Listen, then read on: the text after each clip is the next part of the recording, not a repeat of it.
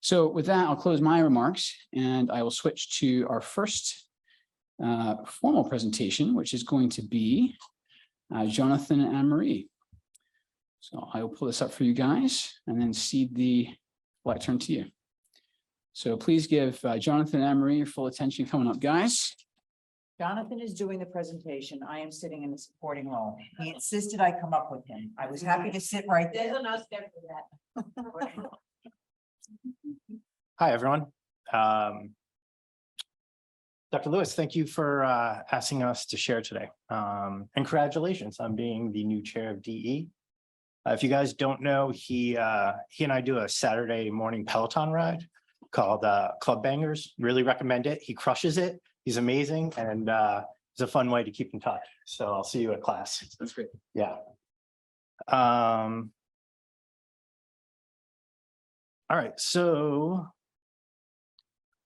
before I get started, I just wanted to say that I know amongst oncologists, there's a general sense of fear when interacting with Twitter and social media. And our presentation is not to make that worse, right? Not at all. In fact, most oncologists or doctors for that matter interact with social media and wouldn't bat an eye, wouldn't even think twice of it because they treat patients with empathy, compassion, and the golden rule, like don't tweet anything you wouldn't want your mom to see. It's generally how it is. But there is kind of this subset, I would say, an increasing number of tweets that kind of blur the lines between what is educational and what is infringing on patient rights. So Anne-Marie and I wrote this paper. It's titled, "Do I Know You?" It's a patient perspective piece about posting non-protected health images on doctors' personal social media pages without prior consent.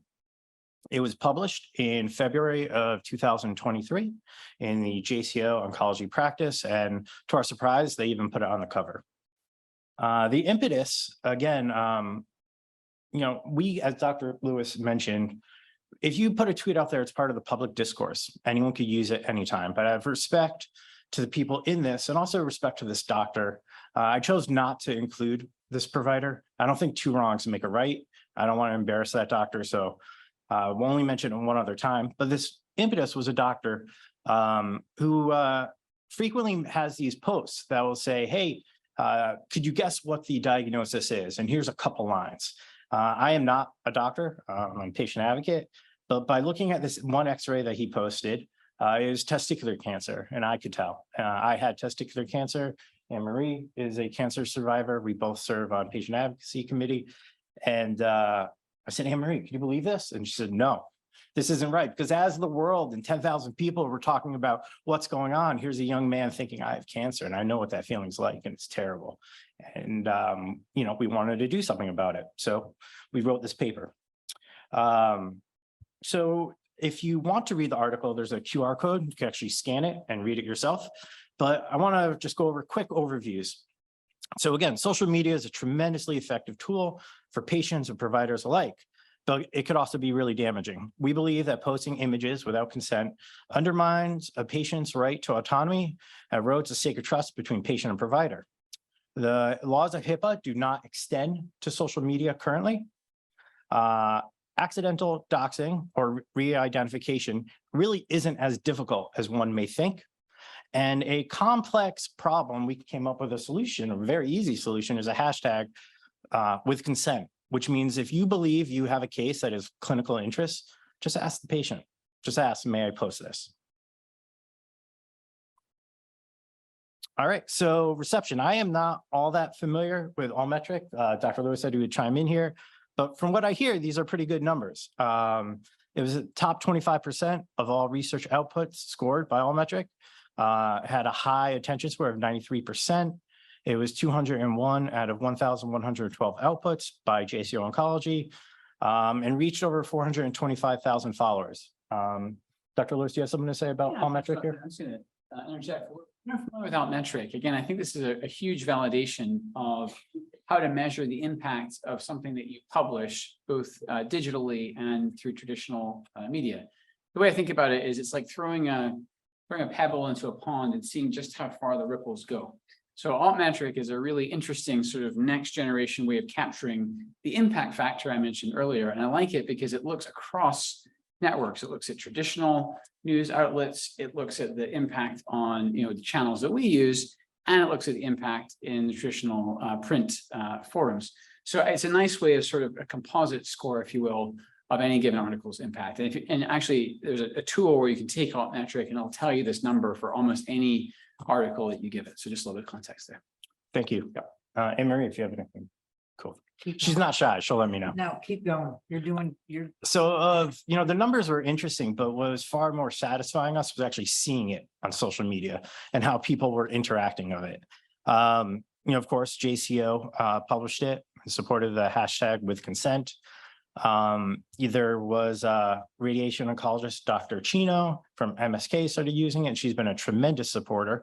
We've actually became, Twitter friends, which is really cool. People that would otherwise not know each other, live across the world even, kind of get this discourse and communication, and it was really cool to see. Another one was Dr. Keith Xiao. I hope I'm pronouncing that correctly. He is a GI doctor in the UK, and he frequently, if not multiple times a day, posts, cases like this. And I really love this one because, as you could see, this person who's a follower even commented about how much they respect and appreciated this, disclaimer that this was done with the patient consent. And this person wanted to start using that as well. And then again, another GI surgeon, I guess GI doctors like us. This one is a professor from the UK as well, who recently wrote an article in the British Journal of Surgery, basically supporting what we had to say. I did not know this doctor prior, but we are of kindred mind. We recently learned that first-year medical students also read the article, were very interested. They submitted a letter to the editor of JCO, basically imagining how they will professionally and personally use social media going forward. We were given the opportunity and support of our hashtag. We were given the opportunity to respond, and that's going to be published any week now. We twice cordially reached out to the author of the original tweet just to start a discourse, let them know that we're publishing this, but unfortunately never heard back. So social media as educational tool and concerns, as Dr. Lewis mentioned, there's some wonderful hashtags out there that if you're not using, or following, I highly recommend that you do. So some of them are Med Twitter, LCSM, lung cancer social media, BCSM, and of course, FOMED, which is free open access medical education. Within FOMED, there's also subgroups like FOMED students, FOMED surgeons. It was created by 2 doctors in Australia, and I reached out to one, Dr. Mike Catagon, because with FOMED, there are also concerns. There are things that you could do online that in a journal you would never get away with. And where's that disconnect, right? Especially for patient rights. Some of the things that are concerning is, lack of oversight. People freely use hashtags who may not be authority, and there is no policing. I could take a picture of an X-ray of my arm and tweet, "Hey, look at my ankle," and use this Med Twitter, and that's kind of an issue. The other thing is recycling content or retweet content, especially if you don't have the information. Permission to use. So, I'm a filmmaker, and as a filmmaker, when I want to use an image, I need to license it. I pay money for it, or pay money for that library, and it gives me access to use it. If you see my video and think, "Hey, that's cool. Could I use this? Let me retweet it." You are breaking those laws. You are not allowed to do it unless it's licensed that way. Same thing with social media. Just because you have permission doesn't mean you own it, and vice versa. And we need to be really careful in how we use this. Also, it's very concerning when it's misinformation. If someone puts information out there, and we saw this with COVID, it's one thing to whisper to one person, a lie, and we can see that spread. Right now, you're screaming a lie to thousands of followers, and we just need to be deliberate and intentional with what we put out there. One thing that Dr. Catagon, the co-creator of FOMED, was telling me is how they have an extensive catalog of their images And if you know, it is indeed a FOAMed tweet where they do have the patient consent. And I pitched him the idea of this with consent, and he wrote back, the patient consent issue has plagued me since I first started collecting images and data in medicine back in 1995. The hashtag is a great idea, had not arrived there yet. So the reason by the threshold and what I'm trying to get at is just because someone takes a picture and says, hey, this is FOAMed, doesn't mean they have consent, right? And some people may object to having their images used that way. Other people may not. But the thing is, at least give the patient the decision if they want that. I'm glad that you had the opportunity to decide you're fine with it, but we really need to give the patients that opportunity. And then lastly is motivation isn't always educational. And I'm not here to speculate or cast aspersions on people, but some of the common reasons that someone may want to build an audience is if they're selling a product, if they are trying to build an audience and then use that audience against sales. And then they could get that data information and hey, here are my 5,000 followers who are really into blank. So, and of course, vanity. Who doesn't like knowing that you have likes? I like to be liked, I'm not gonna lie. So as Dr. Cadogan said, or wrote me, it saddens me to see so many images thrust on social media under the name FOAMed, often all for shock and awe, rather than educational purposes. And I think it's just really important that going forward, we really think of the patient and making sure it is of education purposes. So I think it's important also to recognize that what we're seeing in oncology, just because we are oncologists, we need to look beyond what else is going on in Twitter. All the images here except one contain patient identifiers, patient names that were haphazardly thrown out there. And again, out of respect, I redacted it. And this was shockingly easy to find. I think maybe 15 minutes and many options. So top left. And the two areas of medicine that we are finding concerning is pediatrics and orthopedics. So top left is a child.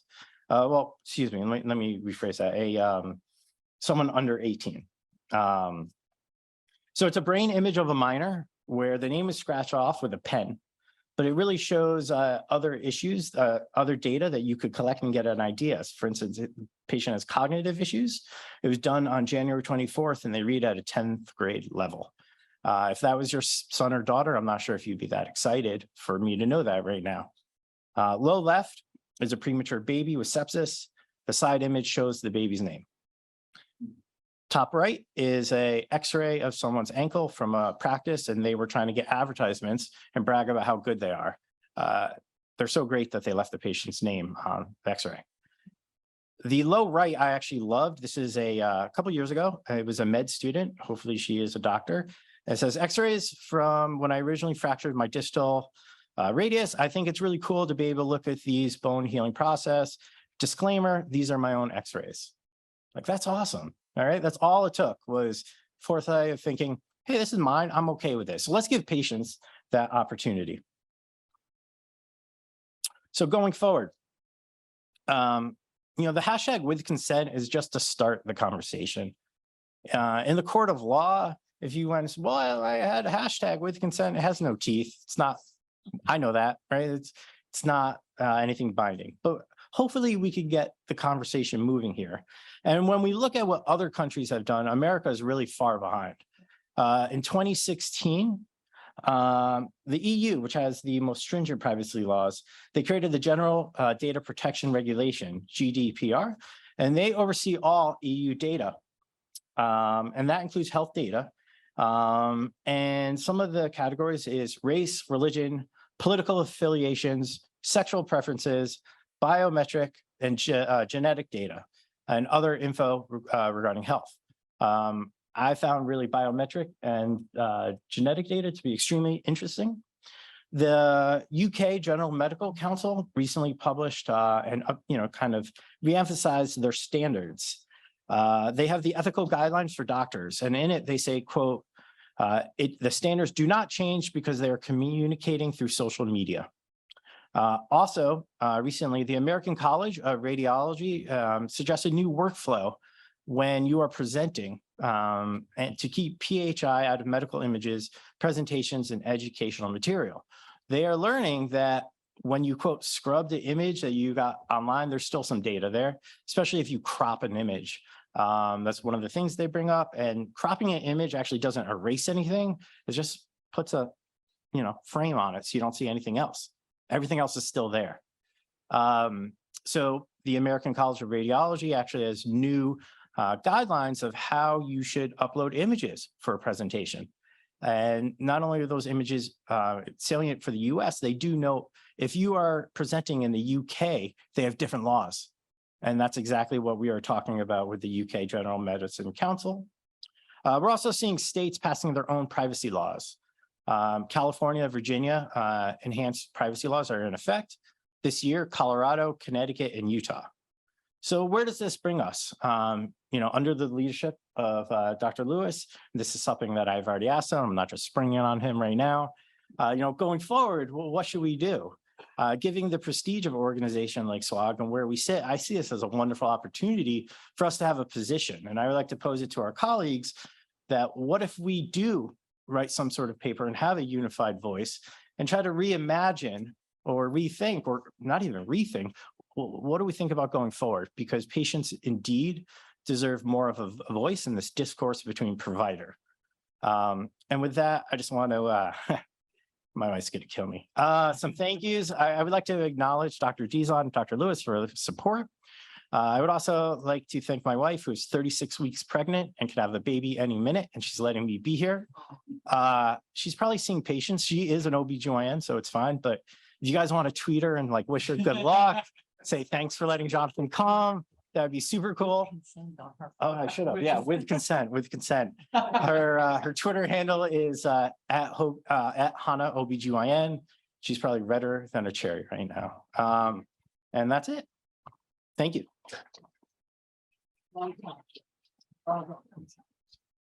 Any questions? Dr. Blanky? So it's a very specific one, and it's more newspapers and social media, but my practice has evolved from GIST to medical aid in dying. And the papers, New York Times, Le Monde, they're really interested in these patient anecdotes, which now thinking about probably have some potentially embarrassing or identifying information. In my case, though, I can't ask the patient because they're 99% deceased. Who would you go to? And I'm not asking for a legal opinion. I'm just asking the right thing to do. Me. Because you know what, so I just went through this with my mom, and there was a trove of information at the hospital and at the cancer center where she was treated. And if anyone wanted to use anything that they felt could have value, I was her medical proxy. I had all the legal ability to speak on her behalf. I would say, and you know what, I know you can speak to this as well.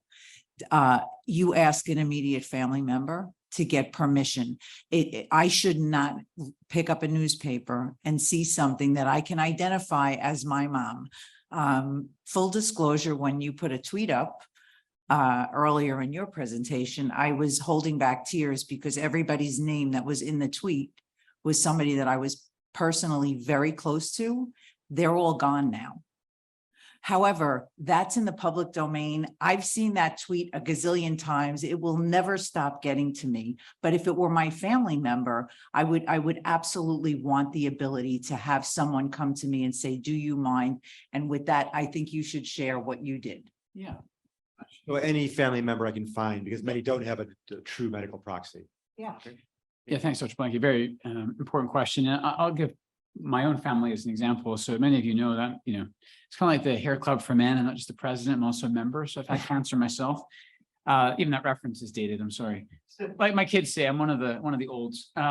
Regardless, so in 2009, I diagnosed myself, not just with cancer, but looking back, I could see that I am a part of a hereditary kindred. And the reason this is relevant, Chuck, is that I allowed the New York Times to publish a chest x-ray taken of my father in 1987. So I went through this process.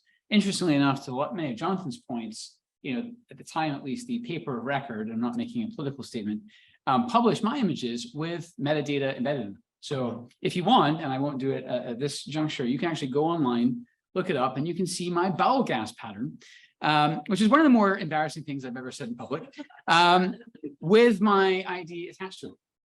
And it's because I presented with Ilias, but that's beside the point. But to, to Anne-Marie's point, I think that, respecting autonomy, and thank you for pointing out that it can be posthumous, is incredibly important. I don't know if this is exactly the point you wanted me to make, Anne-Marie, but I will say I'm very, very proud of Jonathan and Anne-Marie for their work. I'm extremely proud that they're associated with SWOG. And I think going forward, I think the way I would think about this is, as I was mentioning earlier, or implying, when we do research, we're actually holding ourselves, I think, or should be holding ourselves to an even higher standard than regular clinical care because of the unknowns, because of the quite literally experimental nature of what we do. I'm not going to spend time derail us on the dark history of research in this country going back to Tuskegee, but a lot of people come to think about clinical trials and they're already skeptical. So if we have a misstep here, I think it's even more egregious than if it happens in the office. And I'll say also, as my last comment, this literally came up last week. I haven't even told you this yet, Jonathan. I know we see each other on the Peloton bike, but we don't always get to talk. So I had a patient in clinic, and the internist in the audience will know where I'm going with this. They had a rash. Nightmare for an internist, okay? If you're in the ICU, I'm cool as a cucumber. If you're in clinic and say, Dr. Lewis, I've got some red skin I want to look at, that is like, diagnostically, that is not my forte. So my point is, I can take, with my smartphone and my electronic medical record, I can take a picture that is confidentially uploaded to the electronic medical record. And this patient, their rash was on their back. So I had the gentleman turn around, disrobe, I was taking the picture, and literally he's facing away from me. So thankfully he couldn't see my expression. And he said, I think half jokingly, he said, Dr. Lewis, I hope you don't end up tweeting this out. And I was like, wow, this is an intrusion into about as close a sacred space as we have in secular medicine. Like whatever is said within the walls of that room, maybe some self-harm issues aside, is going to remain a secret. It's going to remain in confidence. And this guy, and I know he was half joking, but there was always a kernel of truth and humor. I thought, wow, he really thinks that I might do that. And if that's what's happening at the patient oncologist level, just imagine how vulnerable people are feeling if they're enrolling on our studies. So Jonathan and Anne-Marie, I really, really appreciate you bringing this to our attention and the larger conversation. And I think it is food for thought. And I do want to allow time at the end for people to comment. I actually think it would be fantastic for SWOG and the DE committees to put their imprimatur on a paper. And I want to make sure you get the authorship. But this to me is very important, and I think is absolutely in line with the principles of autonomy and confidentiality that govern medical ethics in general practice, but particularly the conduct of clinical trials. And so again, I think we owe these people, these wonderful advocates, a debt of gratitude. And please give them another round of applause. So I think you'll agree with me, that was a wonderful talk. And moving along to our next speaker. This is actually a wonderful organic working relationship that arose out of me speaking at Cedars-Sinai earlier this spring. And I was really, really impressed, not just with the institution, which of course is world famous, but also with their approach to exactly this kind of data. Thank you so much, Dr. Lewis, for inviting me. So before I get into it, I just want to introduce myself. My name is Brian Minton. I'm a clinical research coordinator lead of the gastrointestinal team at Cedars-Sinai. So I started my career in clinical research in neurology and then moved up to LA, worked for Science 37 for a little while. They're a tech company that are involved in decentralized clinical trials. So that kind of was my first taste of digital health and the idea of using technology to improve care for patients. And then after that, I moved to Cedars-Sinai, got involved in oncology. At Cedars-Sinai, there's a master's program that's several years now since that they've been going. I was maybe the third or fourth cohort. It's called the Masters in Health Delivery Science. It's an interdisciplinary program where we learn about healthcare economics, biostatistics, and digital health. And the latter was of particular interest to me. One of the doctors who runs the program, Dr. Brennan Spiegel, does a lot of work at Cedars-Sinai with virtual reality. And so I decided I wanted to take part in the program and to do my capstone, something involving VR. So once I was in the program, he introduced me to Dr. Scott Irwin, who is a psychiatrist and is the director of Cedars-Sinai's Patient and Family Support Program. Dr. Irwin was interested in piloting a clinical service in the infusion center, allowing patients to have VR headsets for them to use during their infusion appointments. And this is something that I had heard had been done at various hospitals, and I had been curious to see if it was something we could do at Cedars. So ultimately, that's what I did about this time last year, for several months of the year. And so this is the presentation that I have that I presented a few weeks ago at our annual virtual medicine conference. So starting off is just a little bit of background. I'm sure you all are aware of the prevalence of cancer and the fact that anxiety and pain are both common adverse effects on quality of life. Chemotherapy. So as a clinical research coordinator, I interact with a lot of cancer patients who have various chemotherapy regimens that means they're spending a lot of time in the infusion center. Depending on the particular infusion, it can be anywhere from a 3-hour infusion to a 6-hour infusion. Certain regimens, such as what's called FOLFIRI, they can be there for 6 hours and then have to come back 2 days later for a pump disconnect. And that's every other week. So there's a whole lot of time spent in the infusion center. Sometimes, the patients might be feeling anxious about their diagnoses or their symptoms. There's a lot of activity going on around the infusion center. The nurse has a lot of tasks to perform. So the infusion appointment is just a really prevalent time that a VR intervention could take place to help these patients. And so that's what my pilot was looking at. There are already some cancer centers across the country that are using VR in their infusion centers. And research shows that VR can be a beneficial intervention for decreasing symptoms of anxiety. And then here's just a bit more about what's been found with VR in the past. Feasible, enjoyable, useful. In addition to anxiety, there's been studies that show it can decrease depression, it can improve levels of happiness, quality of life scores, physical discomfort. One study of patients with end-stage cancer receiving palliative care found that VR reduced pain by 50% and improved fatigue, depression, anxiety, and well-being. And there's even the hope that it may help reduce the need for opiate analgesics. The opioid epidemic is a big problem in the country. So we're first going to start on my project. Then after I talk about this, I will talk a little bit about Dr. Irwin's ongoing project. And then at the very end, I'll also go into a bit of the other digital health work that's going on at Cedars, including with wearables. So my project used a convenience sample. Ultimately, 31 patients with cancer receiving chemotherapy infusions took part. Helping me were members of the social work department, infusion nurses, and the Cedars-Sinai Virtual Medicine Research Group. The software that was used was called VR Solace. So what's really neat about this program, Cedars was fortunate enough to recruit Dr. Omer Laron. He's a psychiatrist and also self-taught programmer. So this software is actually of his creation. I know other hospitals can use software from other companies. I know Advanced VR is another company based in LA that does software that we use, but for this project, I used something homegrown. And let's see if this was probably the link that was causing problems. So this would have been a video, but I'm not sure, may not work, but basically it gives patients 8 different nature scenes that they can see. This is a little bit better resolution. Ranges from forest, desert, outer space, sky, underwater.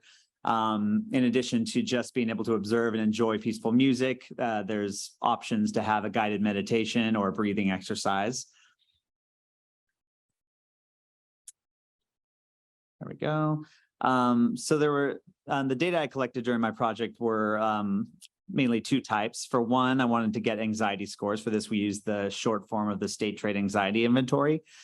The great thing about this is Dr. Laron actually programmed it into the software, so it was completely hands-free. At the very beginning of the program, this survey would pop up and patients would be able to choose the response just by focusing on the response that they wanted and letting fixing their gaze on it for several seconds until the little circle filled up. And then once they had completed their experience, then going back to the main menu would trigger it again, which would allow us to get a post scores. Then after their experience with the VR, there was a semi-structured interview. I would ask them kind of just the general question of how was it? And then I would try to get a little bit more information about what was their favorite part, what would they like to improve? Do they think it would be a good service to offer in the cancer center? And would they want to use it again? And then a little bit on the demographics of the patients who participated. So pretty even split between male and female. Age range was also pretty good spread. And then there was all different cancer types. I, in my day job, primarily work with gastrointestinal cancers, but for this project, I ended up seeing a broad range of cancers, which I actually am glad it worked out that way. And I'll tell you why it happened that way in a bit. But this was ultimately what was discovered. It did seem to have a significant effect on patients' anxiety scores. And the qualitative feedback I got back as well was very positive. People loved the escapism. They had relaxing was another theme that tended to recur in patients' responses, as well as the desire to use again. And here's some of my favorite quotes that kind of represent some of these themes. Probably my favorite quote out of all of them was there at the top: "The best I've ever seen in my life, and I'm 83 years old." So some of these patients, this was their very first exposure to VR. They'd never seen it before. I don't know if all of you have gotten a chance to experience VR. It's it can be very disorienting, and some people say, "Oh, VR, giving that to cancer patients, that sounds like, aren't they going to have trouble with nausea?" I mean, this is not a roller coaster simulator we're giving them. This is not a video game. These are just nature scenes, very, very relaxed. However, we're also on hand to, we were informing the infusion nurses of what to do and who to contact in case patients did have any problems with nausea or anything like that. But during this project, there was no one who complained of that. As far as the escapism theme, we had one person said, "Make me forget where I was." That's another one of my favorite quotes down at the bottom. "Makes me want to come back." It's that good, which for someone to say that in the infusion center, I thought that was very remarkable. So that just goes to show how transporting virtual reality can really be for some of these patients. And I also wanted to get a little bit of feedback from the infusion nurses, because this whole project would be pointless if it was going to cause a whole lot of problems or be disruptive. And I wanted to make sure the nurse has enough to do. We don't want them having to play tech support. We don't want them, trying to get the patient's attention because they need to do something, then the patient's off in another world. So overall, their feedback was very positive. They said it was not disruptive. They appreciated that it gives patients a distraction. One nurse even commented that the patient's blood pressure reading seemed to go down. Key considerations to take into account: communication and making sure you account for whatever time the staff are going to need to perform their duties. So going in, even before we started the project, I interviewed members of the nursing infusion staff, the charge nurse, social workers. I wanted to get a sense of what barriers there could be, what concerns they might have that could be addressed. Very important, I felt, was to have the nurse and the patient agree beforehand what the patient's preferred means of communication would be. Tap on the shoulder, say their name, shake them vigorously, like whatever. Scratch that last one, but I just wanted to make sure I do not, the infusion nurses, as a clinical research coordinator, I always try to make them happy, because they're helping us so much to get the quality data that we need for the trials. And I just I want to make sure that it's a win-win all around. So there were some limitations to the project. Ultimately, it was done as a quality improvement project rather than a full research study. And I reached out to our institution's IRB to confirm that it would fall under that category. Patients were at different stages of their visit. As I said, it was a convenient sample. Originally, we were going to have the social workers help me with distributing the headsets, getting the feedback and all that, but staffing and workload and that sort of thing prevented that. So it was ultimately me kind of balancing my coordinating clinical trials with running around with headsets and seeing who wanted to give one a try. So it wasn't always easy to standardize kind of when patients were getting it. Something like a randomized research study would definitely help us control for things like, after the patients had their pre-meds and they might be feeling a little drowsy from that. And then they say that the VR is relaxing. Like I don't, and then a relatively small sample size, as I said, staffing limitations. The patients were able to use the VR for however long they wanted during their visit. One thing I thought was remarkable was after the project was over, I actually had patients reaching out through the social worker, contacting me saying, "Oh, where's the VR guy? Can we get that again?" I'm like, sorry, it was just a pilot program. It's actually not my day job.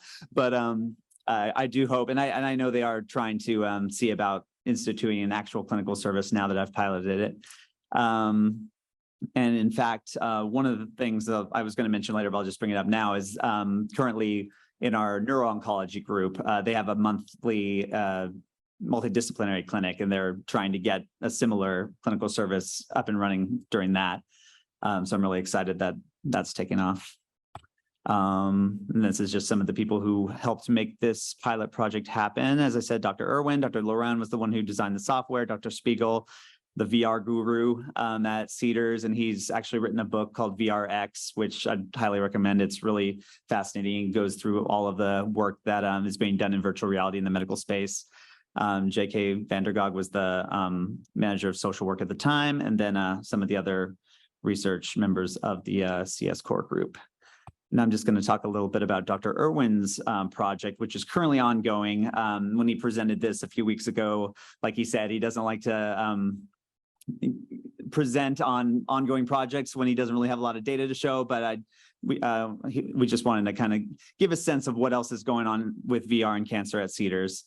So while my project was looking primarily at anxiety and patient satisfaction with the service, this is an actual clinical trial, and they're looking primarily at pain, specifically in GI cancer. So that's a large part of the reason why my project didn't focus on GI cancer like I work with in my day job, because we were trying to make sure that patients would have this trial as an option if they have GI cancer.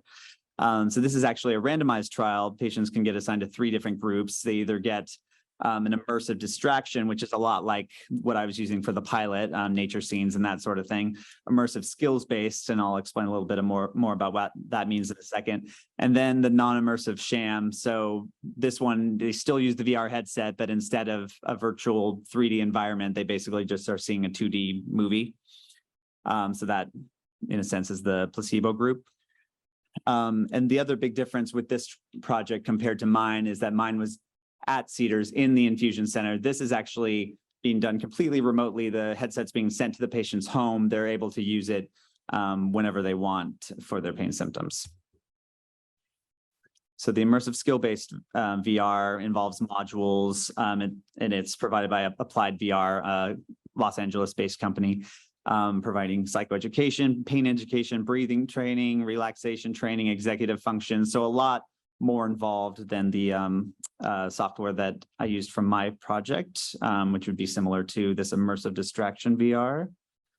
And then the non-immersive sham. Here's some of the secondary and exploratory outcomes they're looking at. So quite a lot of different things they're looking at. I believe for duration of sleep, they're also using Fitbits, and I'll talk a bit more about Fitbits at the end. The study schema, as it says on the side there, can be conducted completely remotely. So they're actually having a pre-screening where patients are filling out a preliminary questionnaire to confirm eligibility, and then consent is done over remotely over the phone, and then they get randomized to one of the 3 groups. So recruitment is still ongoing. As my experience at Science 37 demonstrated to me, sometimes, it's when you don't have the opportunity to consent people right there in clinic, it can be, there's a lot more attrition from when the patient's first identified to the patients who are actually eligible, consented, randomized. And so I think they've actually been getting a lot more patients lately now that they've had a little bit more clinic presence. But yeah, I know they're excited to show more data from that project once it's available. And there's a whole bunch of people involved in there, including Dr. Hendafar and Dr. Gong and Dr. Osipov. All 3 of them I work with closely in the GI group. Yeah, so the summary of those two projects. So VR during infusion visits, promising service. The patients enjoy the headsets. Many report feelings of relaxation. Their anxiety scores decrease, and the providers are supportive of the service and don't find it disruptive. And more to come on that randomized controlled trial of VR for GI cancer pain. And then we have some next steps, expanding the infusion pilot. I know staffing is kind of one of the things that we're looking into. We're possibly going to get volunteer services involved. Finishing recruitment for the randomized trial and planning future trials. And ultimately, the goal is to continue to improve care and outcomes for cancer patients.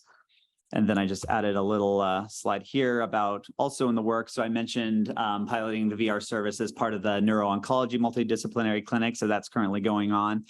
And then the VR group is also doing a trial using the VR service on the inpatient floor. So not just for cancer patients, but just anyone admitted to the hospital. And they've designed a cart to carry all the equipment that they're wheeling around the hospital. So that's another thing that's happening. And now I'm going to switch gears a little bit. I wanted to talk a little bit about other digital health work going on at Cedars-Sinai. This is Dr. Jillian Gresham, who is she's an assistant professor. She's involved with the Masters in Health Delivery Science program, and she's also the Fitbit expert for all of our studies in the GI group. And she gave me this wonderful slide that kind of summarizes the CSMC digital library. As you can see, we have different activity monitoring devices for monitoring vitals and lab measures, body composition. There's a VR headset over on the side there, mobile apps, and devices to measure environmental exposure. So all of those, and the ones that I've used in the GI group are primarily Fitbits, so activity monitoring, as well as that scale, the body composition. We're using those as well. Here she has a slide about wearable technology and the added value of it. So wearable technology has enabled remote monitoring of important health outcomes among cancer survivors. Technology has also facilitated the collection of electronic patient-reported outcome measures. The collection of biometric and ePro data can provide a more accurate and complete picture of a patient's overall well-being and functionality. There's some of the advantages to wearable technology. It can inform development of tailored interventions. It can inform treatment decisions and trial eligibility, allow for real-time monitoring, and provide feedback directly to the participant. Actually, right before this meeting, I had one of my participants call with questions about her Fitbit. So that is, yeah, she's one of the ones who's definitely been very, very keen on using it to get information. Here's just a summary of some of the trials that are involved, involving ePros, activity monitors, and other devices at Cedars.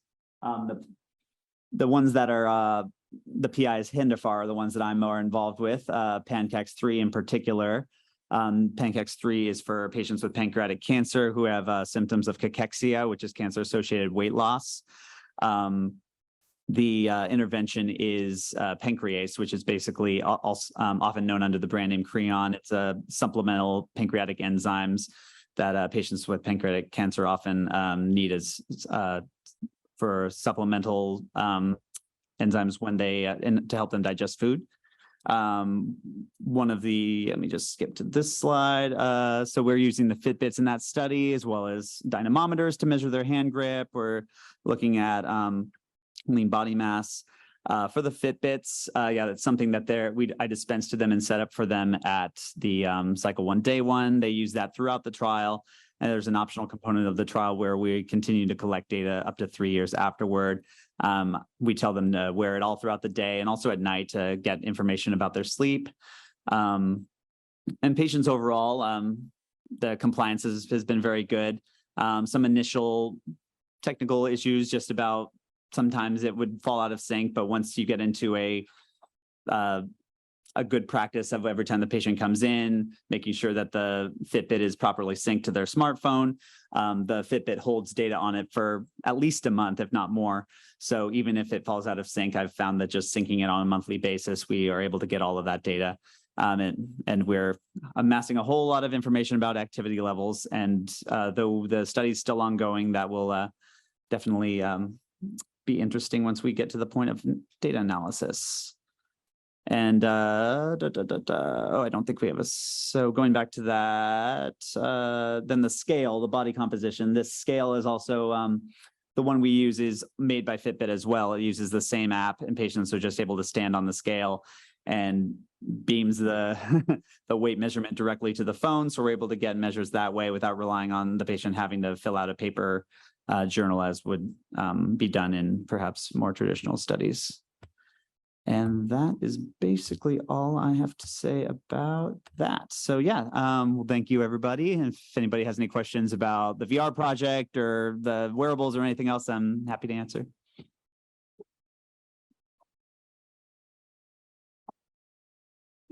Brian, I think for the group, thank you you. can see why I was so eager to have Brian visit us here. It's like institutional know-how. I want to make sure that we allow the audience to ask you a few questions, Brian. If you can stay up here for just 1 second, sorry. They're nice folks. I promise. Any questions?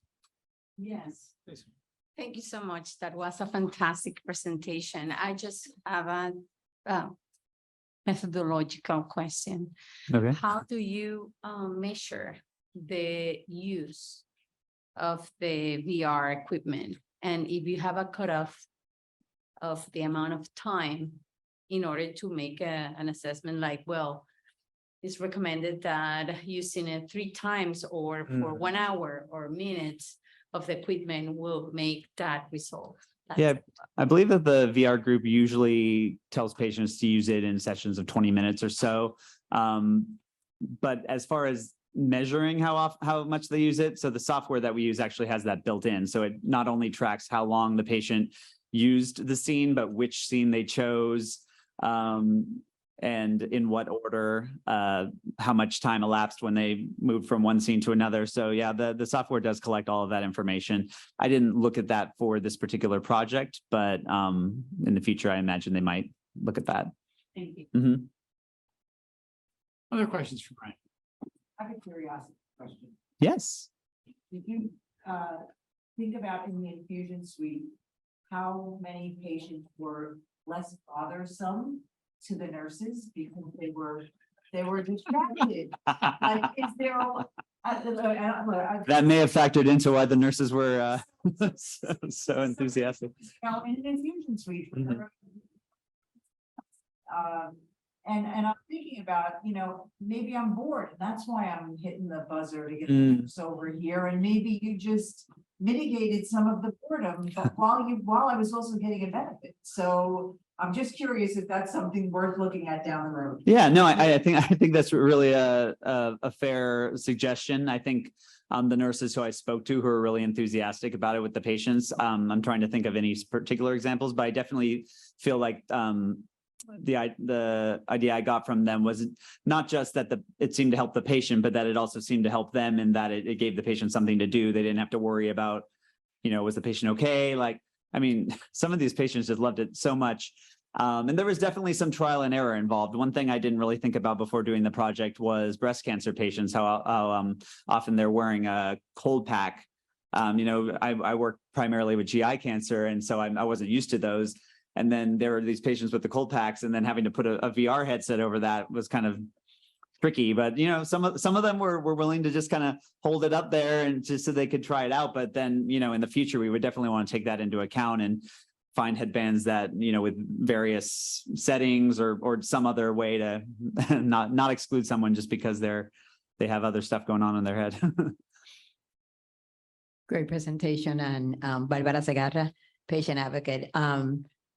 I think it's important moving forward to see what number of chemo, or if it's the first time or recurrence, because all these things vary in your level of anxiety, right? The first one is don't know, you don't know what's going to happen, how long you're going to sit there, and that level of anxiety goes up. Or when you have been there for 8 sessions already, by the 6th one, I remember my oncologist saying, "Oh, you're not positive today." Yeah, I'm not, right?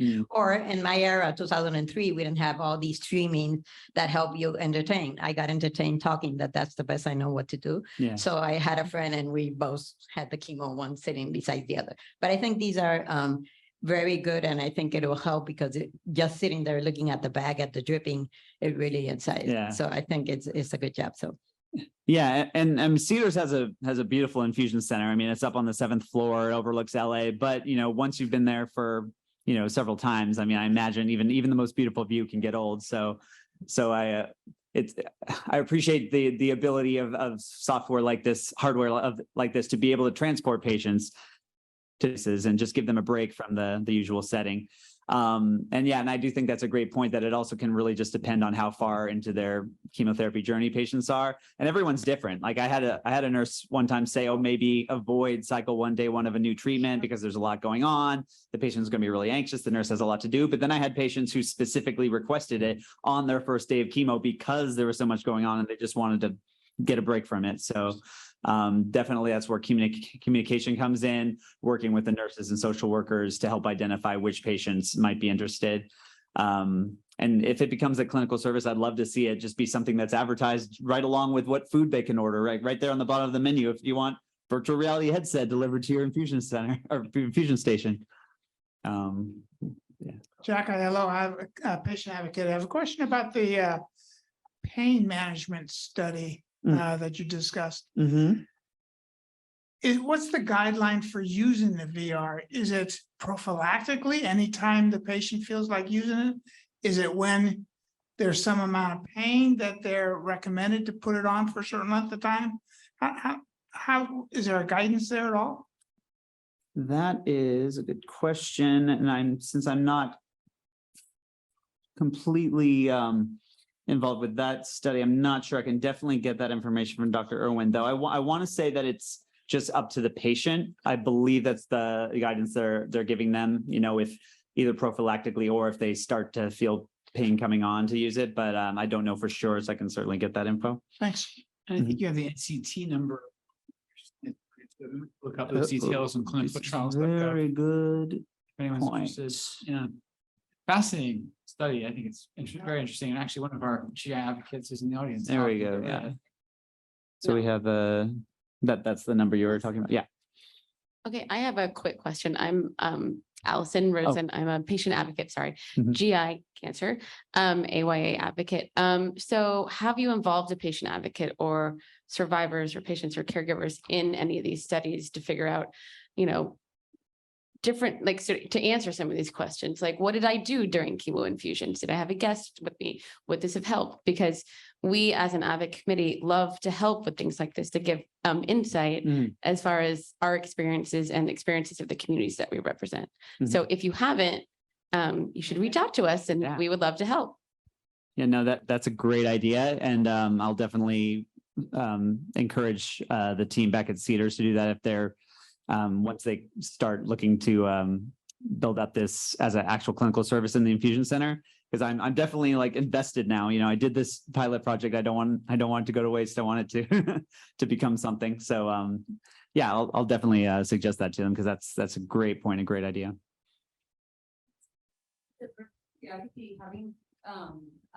Is the virtual reality, and forgot to introduce myself previously. My name is Irene Tamid from the University of Texas. Is the virtual reality having audio as well, or is just visual, both? Oh yeah, there was audio as well.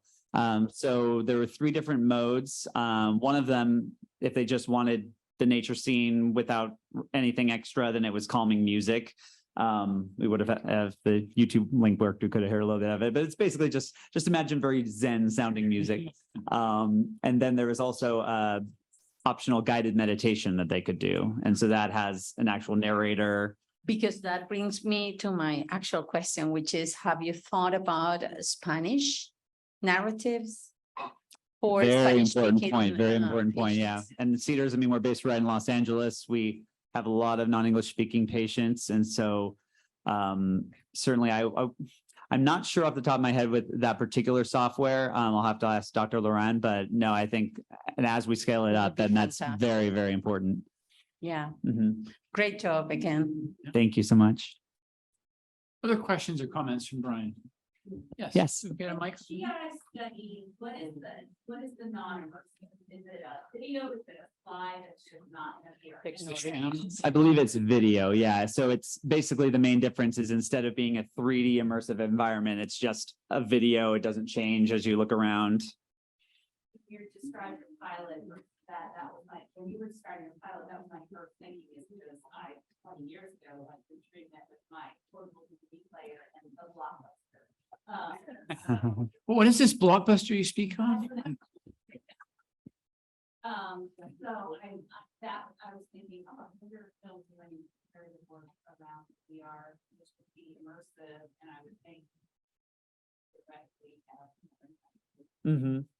you know, non-immersive, everything's still going on around me. I was still very cognizant of all of that. Right, because the amazing thing with VR, I mean, you turn it tricks the brain, and that at the VRX book I mentioned that Brendan Spiegel wrote gets a lot into how transformative that detail is. Watching a movie versus actually being in a VR environment where the environment changes with the way your head moves. Yeah, your brain feels you're in a different place. So, yeah, thank you. What have you done? Yeah, I think there's a lot that could be done with the work that you've done. There's a situation for folks with cancer. I have always been fascinated. It's called palliative sedation. People have just such extreme anxiety that they're actually go to the intensive care unit. They're put to sleep for a certain amount of time just to get them through that anxious period. Rolling this out forward in the cooperative group, we have to worry about equity, right? Because with VRs and their accessibility, and certainly trying to get a representative sample. So I think what I would challenge Mark to do is try to figure out how DE could bring a concept with one of our committees to looking at VR, whether it's working with Cedars as a supplier in a select group of institutions like we sometimes do if it requires radiation oncology or radiology to certify sites. But this would be wonderful to bring out to something like the cooperative groups. But the question will be, how do we do it equitably? Don, thank you so much. And first of all, thank you for being here. Before you came in, I was acknowledging that I take the baton from you far less fashionably. But I try, yeah. Something about try and do. I think there's a phrase about that. But regardless, the gauntlet, I will pick up the gauntlet you threw down. And I'll point out to everyone in here, I mean, I think this is exactly the kind of creative thinking that I want us to have going forward. And I think you can all see why I brought or invited Brian here is, yes, he's, at this fascinating nexus of really next level healthcare or the entertainment industry in Los Angeles. But to your point, Don, a lot of this I think can actually be exported outside of Cedars and outside of LA. I want to do a straw poll for you, Brian. Just curious, of everyone in the room, just raise your hand. How many people have used VR? Good. Next question. How many people own a VR headset? Okay, so here's my observation. Yeah, exactly. Yeah, exactly. Yeah. So my observation as a dad, I have a 12-year-old, and almost every night he uses an Oculus headset to play with his friends. And my wife, his mother, is a pediatrician, and we do it actually because it's an incredible form of exercise. He gets a really good workout. But I can also tell you, because it's basically impossible to get him to come to dinner, just how immersive it is. And if you've never experienced it, it really is quite remarkable. I love the way you describe it, tricking the brain. And it strikes me that sort of interrupting a lot of these pathways that we worry about, provoking anxiety and nausea and pain, it's really a fascinating angle, borderline therapeutic, I would argue. I'm curious, I know you told us, all the wonderful things, and I love Anne-Marie's point that, happy wife, happy life. I don't know if there's a pithy saying about happy infusion nurse, but I can tell you it's a good thing. Was there any patient, and I'm not asking you to bring out negatives, Brian, but was there any patient that said I'm claustrophobic or I'm motion sick? Did you get any of that? So oddly enough, I feel like the #1 negative feedback we got was just, we want it to be more resolution, better graphics. And so since then, because this was a year ago, since then, Dr. Laurent has gone in and improved the resolution in the program. There were patients who just declined up front. We had patients who didn't want to do it. They said it's not my thing. But even those patients were like, but it sounds like something that could help some people. So even the patients who weren't down with it seemed to think it was a potential good thing to offer. There are patients who experience nausea with VR, and Dr. Spiegel talks about that in his work. And we did have a list of potential things for the nurse to look out for. Virtual reality induced nausea and that sort of thing, but we didn't really run into that. Yeah, I don't know if it was just because, like I said, this particular VR was not roller coaster simulator or anything. It was not a whole lot of movement. But yeah, no patients reported nausea, at least in my project. It's fascinating because you can look at it both ways. You could say, well, this patient population is almost prone to nausea. On the other hand, presumably, like you said, they're getting antiemetics to make their chemo more palatable. Mhm. I think it's really, really fascinating. If I just pivot to wearables for a second. I'm wearing an Oura ring right now, and it records my sleep. And spoiler alert, I have terrible sleep habits, but at least I quantify them like a scientist. I remain convinced, and I'm sure Don has comments from his time as chair, that wearables have some part to play in clinical trials and the general practice of oncology. And the reason I've thought that since 2017. I think that was the year, and maybe I'm sure many of you were there. So it was ASCO plenary.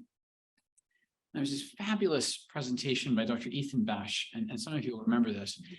And what they presented, and Brian, if you're familiar with the study, may well be. So what they were looking at, I think this was done at Sloan at the time, was they had a computer program where patients could input symptoms in usually the 2 to 3 week gap between their treatment visits. And just by soliciting the data directly from the patient, feedback directly from the patient, things like shortness of breath or pain, just by doing that, the survival advantage of surveying the patient in near real time, as opposed to just the punctuated equilibrium of the infusion visits, was on par with a drug, a blockbuster drug. The survival benefit, when I remember seeing it on the screen, I remember thinking, gosh, if this was a medication, the stock price would be rising. And it wasn't medicine at all. It was just asking the patient, interrogating them, if you will, electronically, how are you doing in the middle? Because I often tell my patients, I'm seeing you probably at your best. I don't get to see you at your nadir. And so that's why I'm struck that wearables that are giving us near real-time feedback, provided that it's relayed appropriately and securely, are really a potentially very valuable resource. Don, the reason I was going to ask you, and I'm sort of putting you on the spot, how far did we get with Oura or other wearables during your tenure? Do you mind telling us on the microphone? It got as far, so we did have conversations with Oura about bringing a trial to SWOG. It got as far as the myeloma committee actually submitted a proposal. And then there were some changes both in the leadership and the myeloma committee as well. And more notably is that our contacts at Oura departed the company and then COVID hit. So it was like almost a combination of things. That concept still is around. I don't know if the person who submitted it is here in the room, but it is still around, and it was really a data gathering exercise to try to find a novel biomarker that could predict an outcome in oncology. We were going to try to do it, but that's as far as it got. Attempts at having Oura pick up the phone have been unsuccessful, and they're in the last couple of years. Yeah, no, they have an office here in San Francisco. Oh, there we go. Okay, so I have learned Finnish. Did you ever get anywhere with Fitbit or other companies done? I don't know, Don, maybe do you know of any of those kinds of studies that went through NCORE and symptom management? There are quite a few. I mean, they're Right? study specific as opposed to testing whether or not the device works. Yes. Right? It's quite a few across the entire NCORE trials have included different types of biometric data collection. Some of this was even in BeWell, which was a large adjuvant trial. There are a variety of different weight loss and energy balance trials that have used this. This was in the Greenlee study when she did the study with her. So these, it's, various different devices have been used across the board in some of the management trials as well as intervention therapeutic interventions. Thank you, Dr. Hirschman. Appreciate that. Any other questions or comments for Brian? Yeah, and if there's interest in using Fitbits, I mean, Dr. Gresham would definitely be a good contact because she's worked quite extensively with them. They seem to be from what you said, a rather research friendly company. So Oh, we'd love to hear that here as well. Well, let's all give Brian a round of applause. Huh? thank you so much. So in our remaining time, I really don't have an agenda. I wanted to open the floor and make sure that everyone had the chance to comment or raise issues. I did want to say one more thing as chair. It's perhaps the least sexy part of the presentation today is Dr. Blanke wanted to remind me, and by extension you, part of the work of this committee actually is also to vet surveys and questionnaires that are going to be distributed to the entire SWOG network. And I really admire Dr. Blanke because I think he's extremely cognizant of survey fatigue. Particularly, he does not want to overwhelm any SWOG member with another email that they don't need. So I just wanted to alert the group, speaking of punctuated equilibrium, I think some of our work is going to be done between the group meetings. And we're going to try to come up with a committee schedule that works for as many people as possible. There's never a perfect time for everyone. And one of the things that we're going to be doing is looking at surveys. The one that I think is probably the most time sensitive is actually an ask from ASCO around congressional advocacy. And sort of it's a one-page sheet that would go out to SWOG members, sort of borderline guiding them on how to interact with legislators around key legislative issues as perceived by ASCO's congressional network. So I just want to alert everyone that, yes, we all get too much email, but I think there's going to be some pretty important emails, and particularly if you can participate in committee meetings between the group meetings, I think that'll be extremely fruitful. Does anyone have any other business, any burning comments or questions? Yes, please go ahead. Please come to the mic if you can. This includes our virtual attendees. I'm looking at the chat. Please go ahead. So talking about the how great Twitter is, when I go meetings, people follow me and say, you're going to be bored because I just listen what other people like you have to say. But I was telling Allison that what I noticed, and we know from stats, that this is highly educated people, especially in the oncology part, that attended. So there's a lot of people, especially for Latinos, where they mostly are on Facebook. So that's why we, as you mentioned, we have to use a lot of platform. I would wish we will have something like Twitter that will be for the common public, and especially for minorities, and I'll talk for my population, right, Latinos, to have them engage, even patient advocates or other patients that could really learn from others. So just challenge this committee to try to find, let's do something that will reach out to that community. Thank you so much for saying that. I think that's a huge equity issue. I mean, again, I've already raised the specter of ChatGPT, and I do that because I suspect between now and the fall meeting, ChatGPT will presumably become even more prevalent. One of its more useful functions, I think, is distilling complex subjects into plain language, and hopefully in more languages than just English. But I also like your point in that we can't be anchored to a single network. And again, I'm fairly monogamous in my use of Twitter. Facebook is interesting in the sense that we've tried it as an internal network, and as I've shown you, it did not work. But that doesn't mean that we need to jettison it altogether in terms of patient interaction.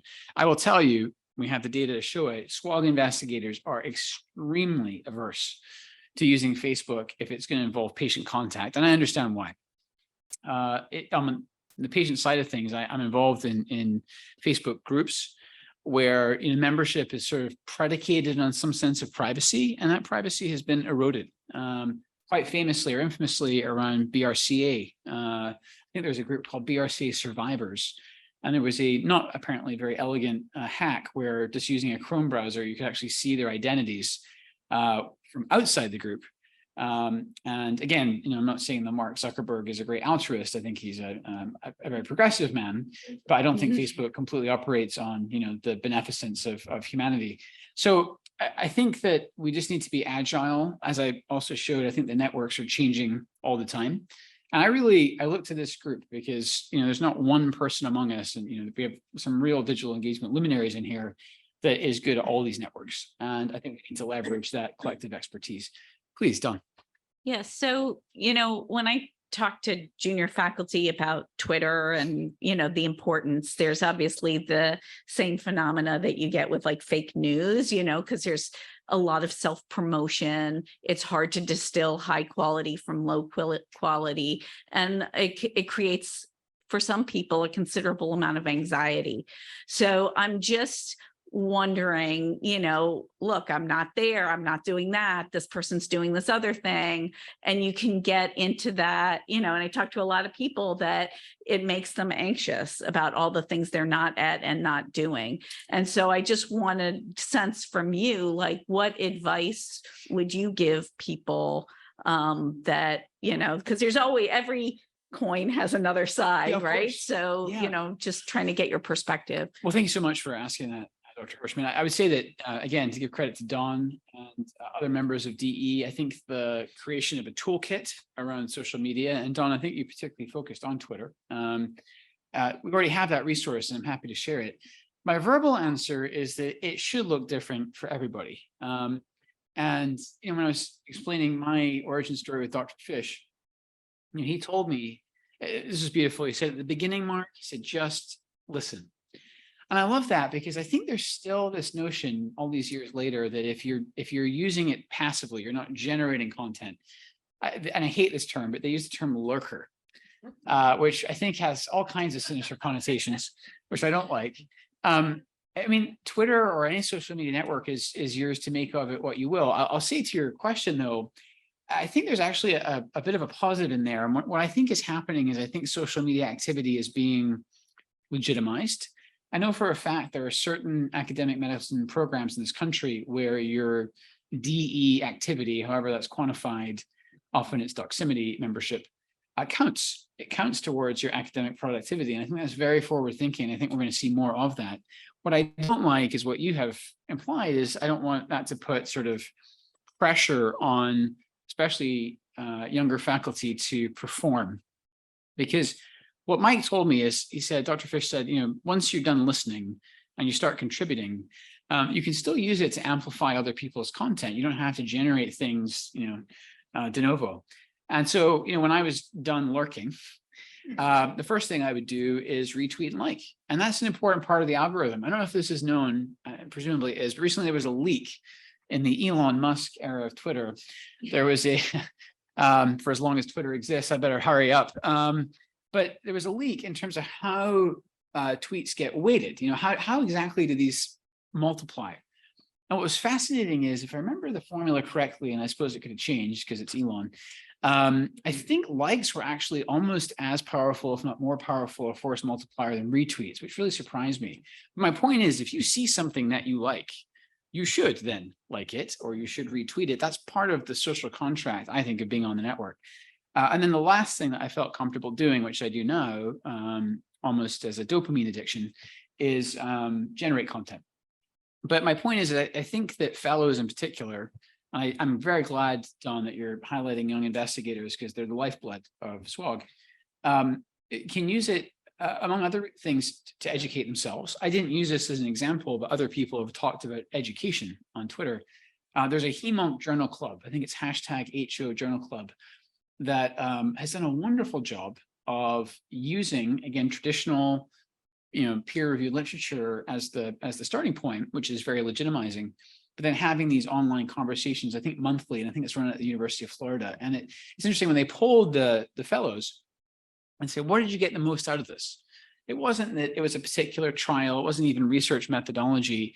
What they liked the most was that it flattened hierarchies.